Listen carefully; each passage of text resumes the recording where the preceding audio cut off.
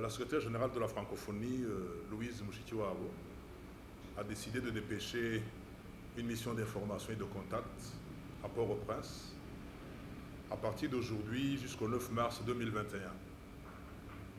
Cette décision a été prise après consultation avec les États et gouvernements membres de plein droit de l'Organisation internationale de la francophonie, l'OIF. En déployant cette mission, la francophonie marque sa volonté de se tenir aux côtés d'Haïti, membre de l'organisation depuis sa création en 1970, et de ses populations.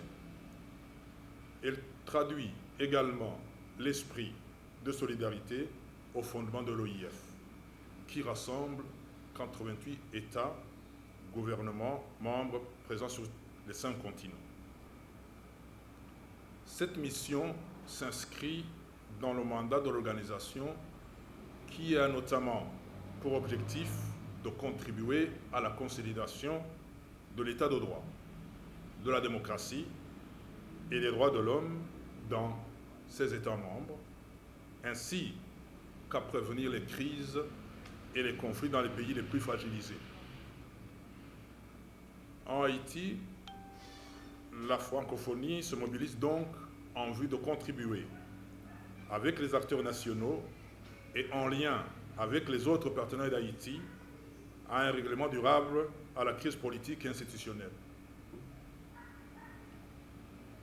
Cette mission que j'ai l'honneur de conduire est chargée d'engager des consultations approfondies avec tous les acteurs haïtiens.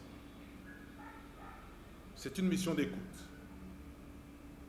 et doit nous permettre de mieux comprendre la situation et d'envisager avec tous les acteurs haïtiens les modalités d'un accompagnement par la francophonie pour favoriser une vue politique apaisée ainsi que pour préserver la paix et la démocratie.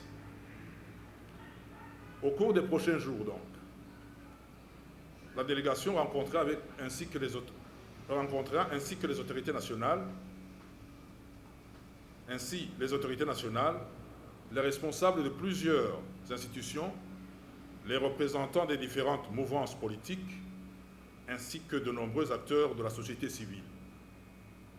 D'ores et déjà, cet après-midi, la délégation a été reçue en audience par le ministre des Affaires étrangères et des Cultes, chargé de la francophonie, son Excellence Dr Claude Joseph. Au cours de son séjour, la mission échangera également avec les partenaires internationaux, bi- et multilatéraux présents à Haïti.